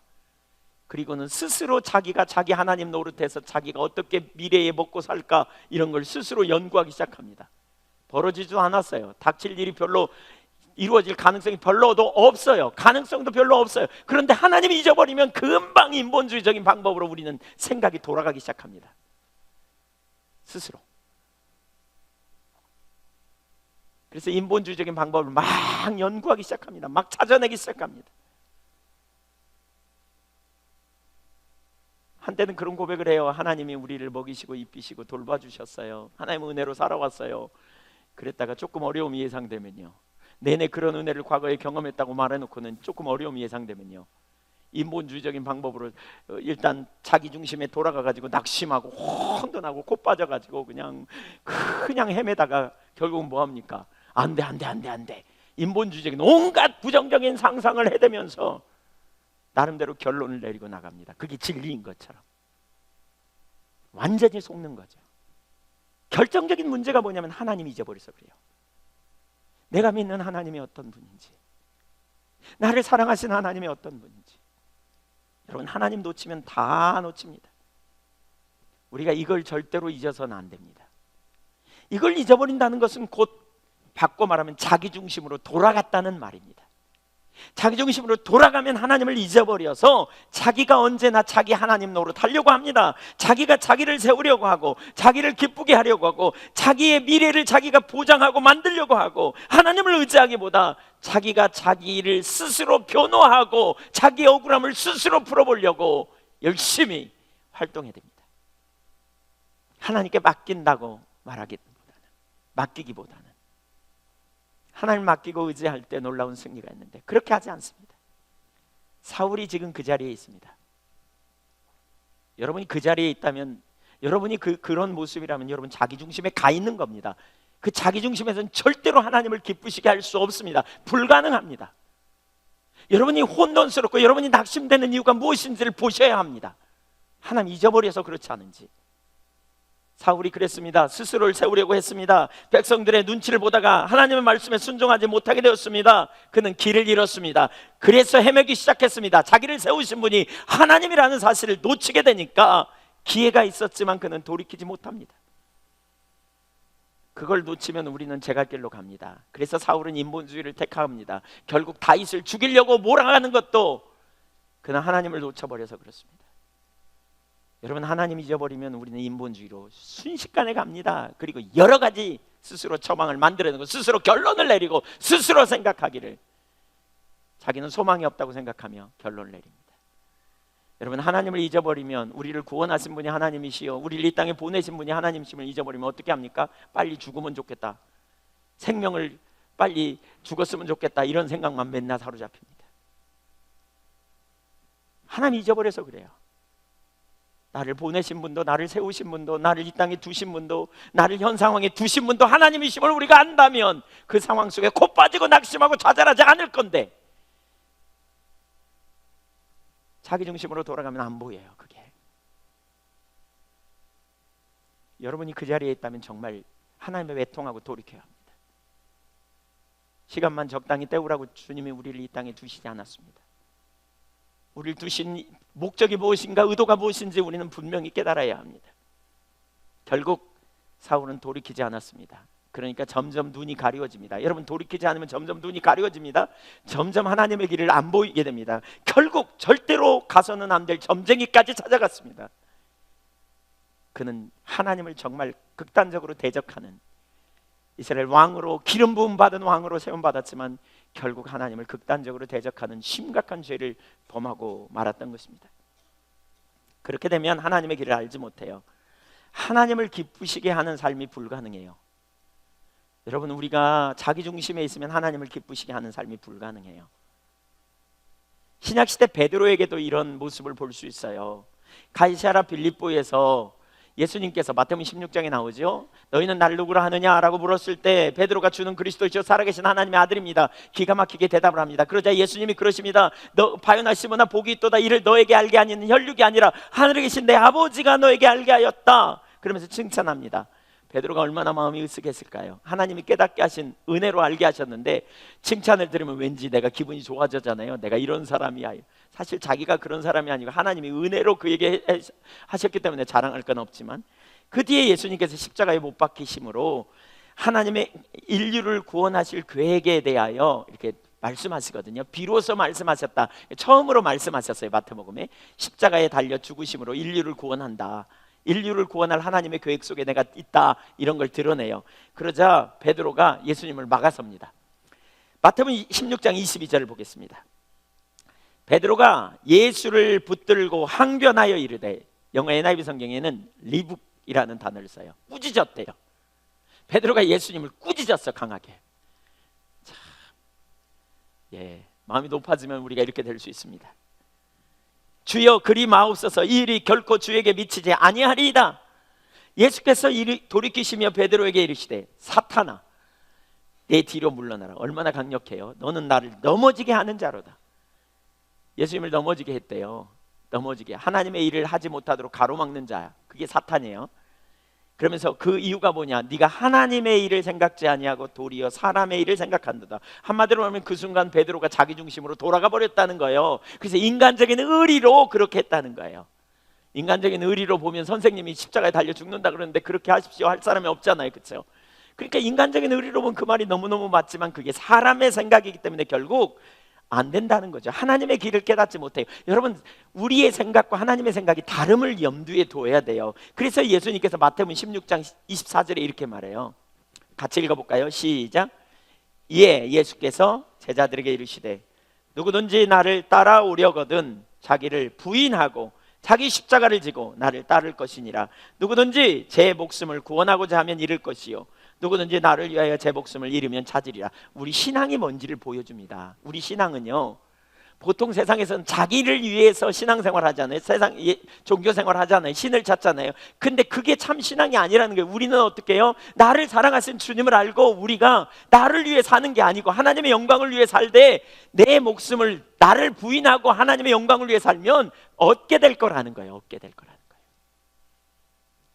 하나님을 사랑하는 게 먼저예요. 그럼 복이 따라온다고요. 생명과 복이에요. 복과 생명이 아니라고요. 근데 오늘날 기복신앙적인 관점에 있으면 너희는 먼저 그의 나라와 의를 구하라, 그러면서 초점이 어디에 있어요? 그리하면 이 모든 걸 너희에게 더하시리라. 여기 두 번째 항상 초점을 둬요. 근데 아니에요. 여러분, 하나님을 사랑하면 따라오게 돼 있어요. 따라오는 거예요. 그게 우선순위예요. 하나님을 사랑하는 게 우리의 인생의 목적이 돼야 돼요. 그래서 예수님께서 그러는 거예요. 아무든지 나를 따라오려는 자기를 부인하라고. 자기를 부인하라고. 그게 진정한 신앙이라고 그런 거예요. 여러분, 참 신앙은 내 중심에서 내려서 해야 돼요. 하나님 중심이에요. 내가 죄인 되었을 때 그분이 나를 구원하셨어요. 우리는 값으로 산 바가 되었어요. 우리는 하나님의 영광을 위해 산 바가 되었어요. 내 게 아니고 주님 거예요. 그리고 우리가 주님 안에서 진정한 안식과 생명이 있는 거예요. 그분 안에 풍요가 있는 삶이에요. 자기중심성이 내려지지 않으면 절대로 하나님의 뜻을 알 수도, 하나님의 뜻을 따를 수도 없어요. 결국 하나님을 기쁘시게 할 수도 없다고요. 그래서 예수님은 이렇게 말씀하세요. 요한복음 5장 30절 한번 보실까요? 이 구절을 잘 염두에 두고 읽어보죠. 시작. 내가 아무것도 스스로 할 수 없노라. 듣는 대로 심판하노니 나는 나의 뜻대로 하려 하지 않고 나를 보내신 이의 뜻대로 하려 함으로 내 심판은 의롭다. 예수님이 이렇게 말하죠. 내 뜻대로 안 하고 아버지의 뜻대로 행한다. 예수님은 원래 하나님이세요. 그래서 예수님의 뜻과 하나님의 뜻은 하나라고 말할 수 있어요. 우리 인간이 아니니까. 근데 예수님이 왜 이렇게 말씀하실까요? 우리의 삶과 사역과 신앙의 모델이니까. 그래서 예수님은 그러시는 거예요. 나는 내 뜻대로 하지 않는다. 난 아버지의 뜻대로 한다. 이걸 보면 뭘 알 수 있냐면 우리의 뜻과 하나님의 뜻은 같을 수 없다는 거예요. 그래서 우리의 뜻을 내려야 하나님의 뜻을 행할 수 있다는 거예요. 6장 38절도 보세요. 내가 하늘에서 내려온 것은 내 뜻을 행하려 함이 아니요 나를 보내신 이의 뜻을 행하려 함이니라. 아버지의 뜻을 행하려고 왔다는 거예요. 그러니까 내 뜻이 아니다. 난 아버지의 뜻이다. 이렇게. 여러분도 그러시죠? 여러분 하나님 뜻을 따라 행하기를 원하십니까? 아멘. 근데 그러려면요 자기 뜻이 내려져야 돼요. 나를 기쁘게 하려는 것과 하나님을 기쁘시게 하려는 것 같이 갈 수 없어요. 내 뜻과 하나님의 뜻이 함께 갈 수 없어요. 그러니까 내가 내려져야 돼요. 그래서 예수님께서 아무든지 나를 따르고 그러면 자기를 부인하라 그런 거예요. 자기를 부인하라. 그러면 여기서 자기의 뜻이 어디에서 나오는가? 자기의 뜻이, 내 뜻이 어디서 나오는가? 아담적 본성에서 나와요. 그게 자기 중심에서 나와요. 나를 기쁘게 하려는 거 있잖아요. 예, 그렇죠? 내가 내 인생 주인 노릇하려고 하는 거 있잖아요. 왜? 내가 스스로 하나님 노릇하려고 하는 거, 내가 내 인생 책임지려고 하는 거, 내 관점을 갖는 거, 나를 스스로 내가 변호하려는 거, 나를 변호하려는 거. 사실은요 하나님 중심이면요 하나님의 영광을, 하나님을 기쁘시게 하는 삶을 살고 하나님을 신뢰해요. 나를 신뢰하는 게 아니라 내가 하나님이 아니라 하나님이 나의 하나님으로 신뢰하는 거예요. 그 다음에 내 관점으로 보는 게 아니라 하나님의 관점을 우리가 갖기를 원하고, 나를 내가 변호하는 게 아니라 하나님이 나를 변호하시도록 내어드리는 거예요. 우리가 이게 참 신앙이에요. 자기 중심으로 돌아가면 나를 기쁘게 하려는 경향, 나를 기쁘게 하려는 경향을 간단히 표현하면 그 중에 하나가 뭐예요? 물질에 대한 추구죠. 물질을 추구하죠. 부자 되고 싶은 돈. 여러분 부자 되는 게 잘못된 건 절대로 아닙니다. 성경에서 우리가 부자 되기를 구할 필요가 있어요. 왜요? 근데 문제는 뭐냐? 자기 중심으로 돌아가면 이 부자가 되되 정당한 방법으로 정당한 방법만이 아니고 부정한 방법까지 막 해서 부자 되려고 그래요. 그리고 부자가 되면 어떻게 하냐? 그때부터 끌어모으려고 그래요. 한없이 끌어모으려고 그래요. 절대로 안 풀어. 왜? 자기 목적이니까. 그런데 하나님 중심에 있으면 부자가 되어도요 그걸 어떻게 해요? 하나님의 영광을 위해 쓰고 하나님 나라를 위해 쓰고 가난한 자를 위해 쓰고 이웃을 사랑함으로 써요. 나눠요. 흘려보낼 줄 안다고요. 근데 자기 중심에 있으면 물질의 종이 되는 거예요. 물질 그러면서 거기에 노예가 되는 거예요. 사람들을 착취해서라도 내가 배불러야 돼. 어떻게든지 걸어내야 돼. 여러분 그래서 아담은 뭐예요? 타락하고 난 다음에 물질을 소유하려고 그랬어요. 근데 하나님 나라는 뭐예요? 나누는 거예요. 하나님 나라는 나누는 겁니다. 손을 펴는 겁니다. 그래서 하나님 나라가 우리 가운데 이루어지면 우리는 손을 펴게 돼 있습니다. 나누게 되어 있습니다. 집착이 내려집니다. 자기 중심으로 돌아가면 집착합니다. 끌어모읍니다. 명예에도 마찬가지입니다. 자꾸 내가 명예를 내 스스로 세우려고 합니다. 내가 내 명예를 드러내기 위해서, 권력을 찾기 위해서 힘씁니다. 이렇게 자기를 기쁘게 하려는 마음에 우선순위를 갖게 되고 그 관점으로 봅니다. 판단합니다. 저의 예를 좀 나누기 원합니다. 최근에 좀 부끄러운 예이기도 합니다. 사실 개인적으로 부끄러운 일이기도 하지만, 그러나 저에게 그걸 깨닫고 제가 큰 축복으로 여겼기 때문에 오늘 간증할 수 있습니다. 최근에 세계 선교대회를 했거든요. 선교사님들이 와서 이제 선교 보고도 하고 이렇게 하는 일이 있었어요. 선교회에서, 새물교회 선교회에서. 근데 선교대회 하는데 선교사님들이 와가지고 그 선교회에 무슨 일이 일어나는가를 이렇게 쭉 보고했어요. 근데 제가 그 지역에 갔을 때 그 선교사님이 제가 가가지고 거기가 이렇게 좀 유보된 상태에 있을 때 저가 가서 섬길 때 이렇게 터닝하는 기회가 됐다고 이런 표현을 하셨거든요. 목사님이 꼭 오셔야 합니다. 목사님 오셔야 이렇게 우리가 답보 상태에서 이렇게 뭔가 변화가 일어납니다. 목사님 오셔서 너무 좋습니다. 오셔야 합니다. 막 이런 얘기를 했거든요. 제가 봐도 그런 뭔가 터닝이 일어나는 것을 보았어요. 근데 그날 제가 이제 그 선교 보고대회 하는데 제가 거기 안 있었고 저는 숙소에 있어서 그냥 인터넷으로 봤습니다. 그랬더니 이분이 나오시더니 인사하는 거예요. 우리 선교 현장에 오셔서 여러분이 수고해 주셨다 그러면서 쭉 사람들 열거 하는데 제 이름만 쏙 빼는 거 있죠. 제가 순간적으로 보는데 화가 나더라고요. 성질이 막 나는 거예요. 그 막 미운 거 있죠. 그 선교사님이 어떻게 내 이름을 빼냐? 제가 막 화를 냈습니다. 미워했습니다. 근데 미워하는 마음 가지면 안 되잖아요. 또 그 불편한 마음하고 막 싸웠습니다. 내내 싸웠습니다. 막 싸웠습니다. 아이고 축복합니다. 하나님 축복합니다. 아이고 하나님. 근데 계속 불편한 거예요. 그래서 내 마음이 왜 이렇게 불편하지? 그리고 제가 깊이 생각하기 시작했습니다. 그러다 이걸 봤어요. 내 자신을 기쁘게 하려는, 내 명성을 위해 노력하고 있는 제 모습을 보게 됐어요. 제가 입술로는 하나님의 영광이라고 말하는데 그 순간 제 모습을 보니까 제 명성을, 제 영광을 구하고 있더라고요. 제 이름 안 나온 것 때문에 속이 뒤집어진 거예요. 그분이 마지막에 그러셨어요. 이 모든 일은 하나님이 하셨다고. 그러니까 결국 하나님의 영광 받으시면 좋게요. 하나님께 영광을 돌렸어요.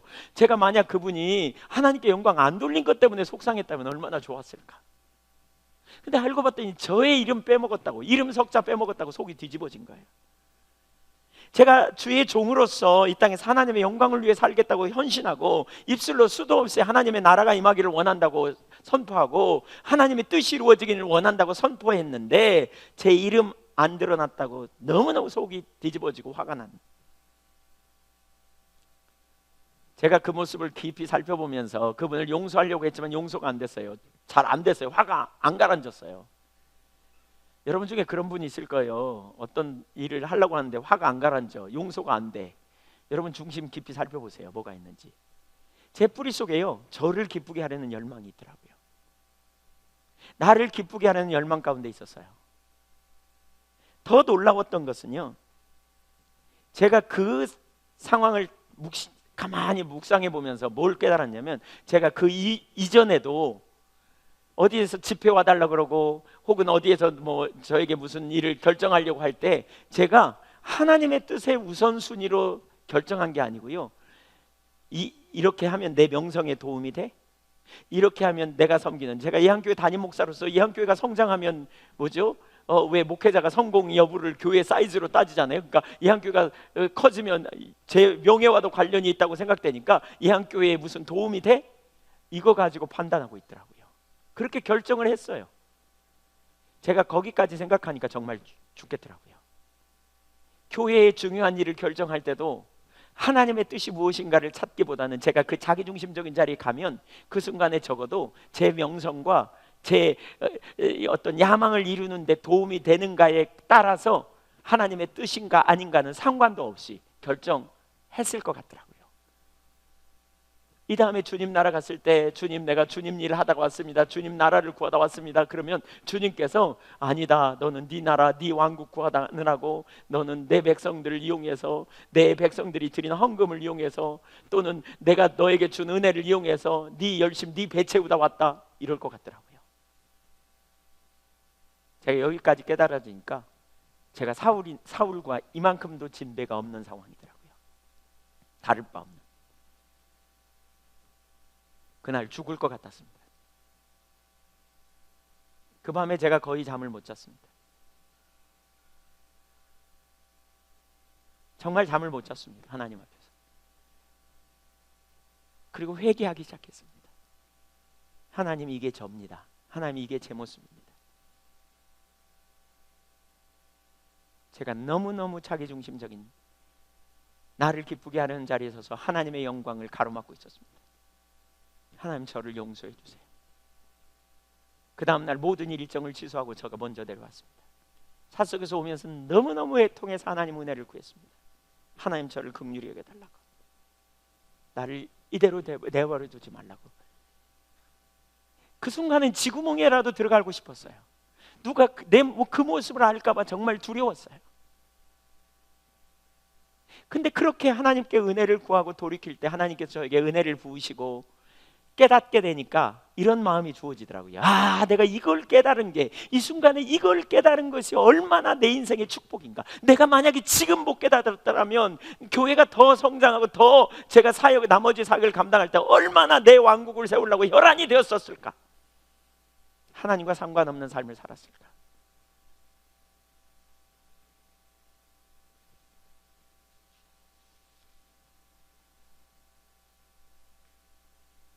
지내고 보니까 그 깨달음이 저희의 삶에 놀라운 축복이라는 사실을 깨달았어요. 그래서 제가 이렇게 간증도 할 수 있어요.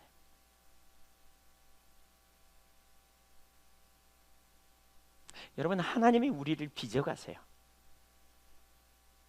그때 반드시 이 영역도 빚어가실 수 있다는 사실을 염두에 둬야 돼요. 우리가 자기중심에 있을 때 어떤 문제를 만나면 항상 우리는 내 관점에서 봅니다. 나를 기쁘게 하려는 본능에서 생각합니다. 자기중심으로 돌아가면 그게 우리 전면에 쓱 들어갑니다. 그래서 사람에 대해서도 그렇게 판단하고 되어진 상황에 대해서도 그렇게 판단합니다. 상대편이 무슨 의도로 했냐도 상관도 없이 내 관점에서 그냥 생각하고 내 관점에서 그냥 소설을 쓰기 시작합니다. 그래서 내가 나를 변호하기 위해서 나섭니다. 그때부터 내 마음의 감정과 내 마음의 마음에서 소리가 올라오기 시작합니다. 그냥 열심히 올라옵니다. 너 그만 있지 마. 너 바보가 당하고만 있을 거야. 너 억울하잖아. 막 이런 소리가 올라옵니다.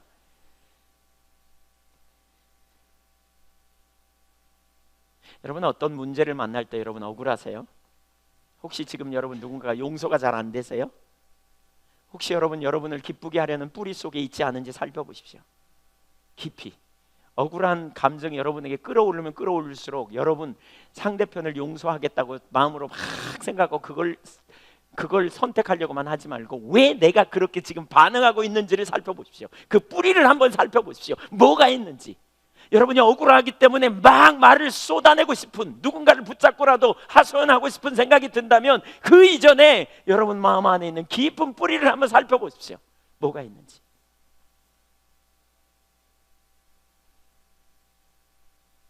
억울함이 있을 때 내 억울함을 풀기 위해 우리는 자기를 변호하기 위해 다른 사람 탓으로 돌립니다. 그리고 누군가를 잡아서 상대편을 비난하기 시작합니다. 부지런히. 사실 그러면서 죄를 범합니다. 여러분, 다른 사람에 대해서 부정적으로 억울함을 풀어보려고 얘기해 본 적이 있으신가요? 저는 그런 적이 많습니다. 그렇게 얘기하니까 속이 시원하던가요? 아니요, 찜찜합니다. 하나님 안 기뻐하는 일인데 이런 생각이 듭니다. 왜요? 그게 죄니까요. 다른 사람에게 부정적인 말 막 올라와요. 그럴 때 막 원망하는 말이 막 올라옵니다. 막 여기서 올라옵니다. 그런 경우 안 해보셨나요? 해보셨죠? 그때요, 말하려고 하지 말고 자기 중심을 봐야 합니다. 우리 뿌리에 뭐가 있는지를 봐야 합니다. 내가 왜 이렇게 지금 원망하고 불평하고 탓하고 그 자리에 있는지.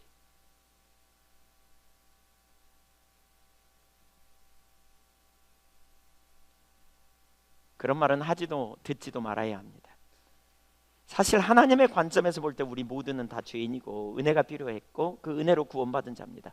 자신의 실상을 한다면 다른 사람을 믿음의 대상으로가 아니라 섬김의 대상으로 봐야 합니다. 그래서 용서해야 합니다. 억울해도 용서해야 됩니다. 그것이 하나님의 뜻입니다. 그 대신 억울한 감정, 화나는 감정, 낙심되는 감정, 분노의 감정, 그 뿌리 속에 있는 자신의 실상을 하나님 앞에서 뭐가 문제인지 보게 해달라고 직면하고 나를 기쁘게 하려는 것, 나를 변호하려는 본능이 하나님 원하시는 것이 아님을 안다면 우리는 그것에 대면해야 합니다.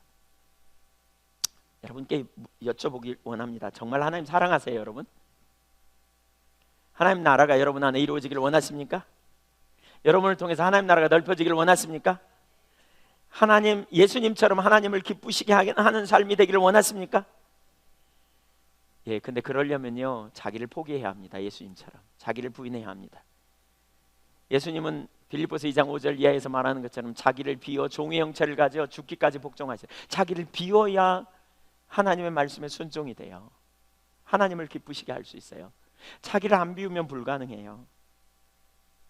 그랬더니 하나님께서 예수님을 지극히 높여 모든 이름 위에 뛰어난 이름을 주셨어요. 우리를 하나님께서 복 주시는 분도 하나님이시고요, 우리를 높이는 분도 하나님이시고요. 내가 높이는 게 아니에요. 우리의 본성은 내가 높이려고 그래요. 근데 우리가 높이는 게 아니에요. 그분이 높여요. 이게 하나님의 원리예요. 이게 하나님 중심적인 삶이에요. 자기 중심은 내가 높이려고 그러고, 내가 내 앞길 개척하려고 그러고, 내가 내 문제 해결하려고 그러고, 그분이 하셔야 돼요. 주님의 능력이세요. 주님의 때에 주님의 왕으로 하셔야 우리의 삶의 역사가 나타나요. 세례 요한 한참 사역을 해나가는 왕성한 사역의 정점에 있었어요. 많은 사람이 세례 요한을 주목했어요. 그때 예수님이 등장하셨어요. 예수님의 말씀을 듣고 사람들이 자기에게 몰렸다가 예수님께 샥 빠졌어요. 제자 중에 한 사람이 말해요. 사람들이 다 당신에게 오던 예수님 선생님, 세례 요한 선생님, 당신에게 오던 사람들이 다 빠져버렸는데요, 예수님에게 가버렸어요. 그때 그가 뭐라 그럽니까? 그는 흥하여야 되겠고 나는 쇠하여야 되리라. 그는 자신의 처지를 알았어요. 여자가 난이 중에 세례 요한보다 더 큰 이가 없대. 예수님이 그렇게 말씀하세요. 세례 요한은 큰 그릇이에요. 그는 하나님의 뜻이 뭔지 알았던 사람이에요. 여자가 난이 중에 세례 요한보다 더 큰 사람이 없어요. 그는 큰 그릇이에요. 그는 자기를 비웠어요. 그는 자기가 주님의 길을 예비하는 자라는 사실을 알았어요. 하나님이 그를 통해 드러나기를 원하셨고 영광 받기를 원하셨어요. 나를 기쁘게 하려는 욕망과 내 관점으로 보고 나를 변호하는 내면의 소리와 감정에 반응하면서 주님을 기쁘시게 하는 삶을 살기를 기대한다면 어불성설입니다. 우리가 입술로 그렇게 고백했잖아요. 하나님 나라 의를 구한다고, 하나님 우리를 통치해달라고. 그래서 하나님이 우리를 다루시고 계세요. 빚으시고 계세요. 하나님 우리를 빚어가신다고요. 여러분, 최근에 사람 때문에, 인간관계 때문에, 혹은 여러분이 어떤 환경 때문에 막 뒤집어지는 일이 일어납니까? 속이 상합니까? 억울합니까? 혹시 그런 일들이 막 일어나고 있으신가요? 지난 금요일 날 저녁에 기도하는데, 철야기도 하는데, 제가 금요일 날 6시 넘어서 도착했습니다. 철야기도 도저히 나갈 수 없을 만큼 피곤했는데, 그럼에도 불구하고 기도해야 되겠다 그리고 나와서 기도하는데, 하나님 저에게 또렷하게 그런 감동을 주시는 것 같더라고요. 너희가 영적 공격받는다고 말하지 말라고, 원수가 공격한다고 말하지 말라고, 내가 너희를 다루고 있다고, 빚어가고 있다고, 너희 속을 뒤집고 있다고. 제가 그런 감동을 받자마자 깨달았어요. 신명기 8장 2절에 보면 그런 표현이 있잖아요. 40년 동안 너희로 광야의 길을 걷게 하신 것을 기억하라 여호와께서. 그러면서 뭐라 그러셨어요? 너를 낮추시고 너를 시험하셨다는 거예요. 어떤 환경 속에 집어넣으셨어요. 그러니까 시험하세요. 말씀대로 사는지 못 사는지 시험하세요. 이게 하나님의 빚으심이에요. 그 환경 속에 하나님이 우리를 인도하세요. 그래서 내가 어떤지를 보게 해요. 그리고 뭐예요? 결국 항복하게 하고 나를 낮추시고 줄이게 하시고 만나를 먹이게 하신 하나님을 신뢰하고 하나님의 법으로 사는 법을 배우게 하려고. 이게 빚으심이에요. 우리가 입술로 하나님 사랑해요, 하나님 뜻을 이루소서, 하나님 영광 받으소서 이렇게 입술로 고백하고만 땡 끝나면 너무너무 좋겠지만 우리의 체질이 하나님의 영광을 위해 사는 체질이 아니기 때문에 아담적 본성이 있음을 우리가 수도 없이 들었어요. 여러분, 수도 없이 들었어요. 지식으로만 있는 것으로 끝나는 게 아니고 바로 우리 아담적 본성을 하나님 빚으세요. 다루세요. 나를 기쁘게 하려는 본능이 있다는 사실을 알게 하세요. 그래서 그걸 어떻게 해요? 내 삶을 행복하게 만드는 거예요. 내가 나를 기쁘게 하는 것과 싸우는, 뭐가 싸워야 될 대상인지 보게 하는 거예요. 내가 진실로 하나님의 영광을 위해 선택할 때 거기에 진정한 만족과 평강이 있음을 보게 하시는 거죠. 나를 기쁘게 하려는 욕망과 내 관점으로 보고 나를 변호하는 내면의 소리와 감정에 반응하면서 주님을 기쁘시게 하는 삶이 불가능해요. 그래서 그것을 단호하게 거절해야 돼요. 그것이 진리인 것처럼 이전까지 살아왔어요. 그 소리와 감정에 민감했고 그 관점이 진리라고 생각해왔어요. 자기를 기쁘게 하려는 본성, 자기 관점에서 보는 것, 자기를 변호하려는 감정과 거기서 나오는 왕성한 활동들. 제가요 오늘 광고하면서 그런 표현을 했잖아요. 저는 누구하고도 의사소통이 잘 될 수 있다고 생각해요. 두 가지만 되면. 뭐냐? 하나님을 사랑하는 공동분모와 자기 중심성이 내려지면 우리는 어떤 이야기라도 의사소통이 잘 될 수 있다고 생각해요. 교감이 될 수 있어요. 무슨 얘기든지 나눌 수 있어요. 서로 있는 그대로 나누고 아니면 바꾸고 맞으면 바꾸고 틀리면 고치고 이러면 되거든요. 될 수 있겠더라고요. 아무런 문제가 없어요. 인간관계 누구든지. 욕이 안 내려지니까 우리 가운데 문제가 있어요. 그래서 하나님이 우리를 하나 되게 하실 때 이 문제를 다루세요. 지금 개인적으로 여러분의 삶에 막 최근에 막 속이 뒤집어지고 막 이런 일이 있으신가요? 영적 공격이라고 말하지 마세요. 하나님 날 다루고 계시는구나. 뭐가 문제인지 여러분 깊이 속을 살피셔서 빚어지는 통로가 될 수 있기를 축복합니다. 그 상태로는 주님을 기쁘시게 할 수 없으니까요. 하나님이 오시기 위해서, 주님이 우리를 다스리시기 위해서, 주님의 나라가 임하기를 원해서 우리를 통해 하나님 영광을 나타내기 위해서 하나님 우리를 빚어가신다고요. 그래서 그것들을 다뤄가세요. 우리를 이끌어 가시기 위해서요. 우리를 통치하시고 우리를 통해 영광 받기 원해서.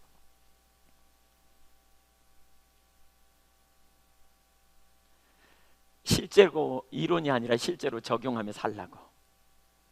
기대가 되잖아요. 한편으로 기대되신가요? 죽을 것 같으신가요? 기대되신가요? 하나님이 기대되지 않으세요? 여러분, 그러한 여러분의 감정이 올라올 때 그 감정만 처리하려고 하지 말고 그 뿌리에 뭐가 있는지를 보세요. 왜 이렇게 자꾸 반복적으로 낙심되는가? 낙심되는 뿌리에 뭐가 있는가 보세요. 왜 이렇게 속이 뒤집어지는가? 뭐가 있는지 보세요. 왜 이렇게 사람이 말하는 게 내게 자꾸 걸리는가? 어떤 사람의 행동들이 자꾸 내게 걸리는가? 어떤 사람이 대하는 거가 걸리는가? 뭐가 걸리는가 보세요. 왜 그런가? 내 주변에 있는 사람들이 몽땅 잘못된 사람들인가? 그렇지 않아요. 왜 그러면 하나님께서 그런 사람들 내 옆에 두셨는가? 그렇지 않아요. 하나님 우리의 본성을 다루신다고요. 뭐가 문제인지 여러분 자신에게서 문제를 찾으시라고요. 그리고 하나님 앞에 회개하세요. 하나님, 내가 그 자리에 있습니다. 하나님, 내가 자기중심에 있습니다. 혹은 여러분이 하나님을 잊어버렸다면, 하나님, 제가 하나님을 잊어버렸습니다. 자기중심으로 돌아왔습니다. 하나님 용서해 주세요. 이것이 죄인 것을 고백합니다.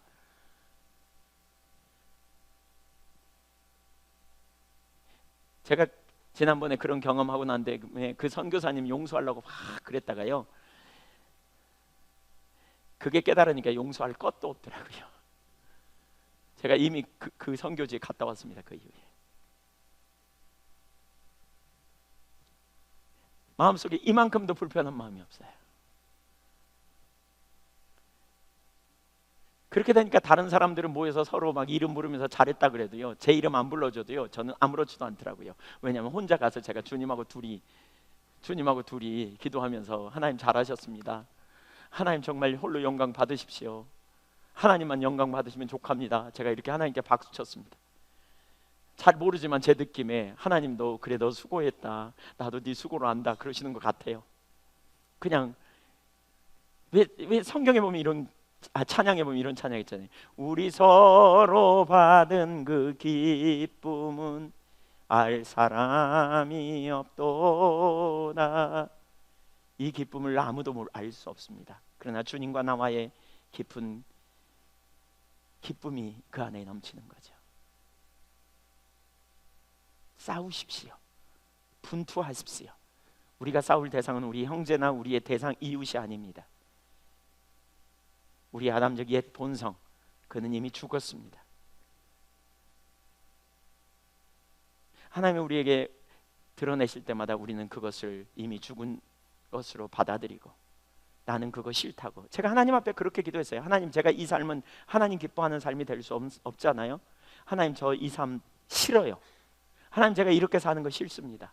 하나님, 저 새롭게 살고 싶습니다. 하나님, 저를 다뤄주세요. 하나님, 제가 이 삶에서 돌이키기 원해요. 근데 제 안에 답이 없어요. 왜냐하면 원래 제가 나를 기쁘게 하는 본성이 있기 때문에. 그래서 은혜가 필요해요. 저에게 은혜를 부어주세요. 하나님, 저를 이대로 내버려 두지 마세요. 하나님, 제게 은혜를 부어주세요. 하나님, 제게 은혜를 부어주세요. 제가 하나님을 기쁘시게 하는 삶을 선택하고 싶고, 하나님을 의지하고, 내가 내 하나님이 아니라 하나님이 나의 하나님이 되고, 하나님을 영화롭게 하는 삶을 선택해요. 하나님, 제게 그 은혜를 부어주세요. 이렇게 집중적으로 구하는 가운데 지금 그런 은혜가 저에게 함께하는 걸 느껴요.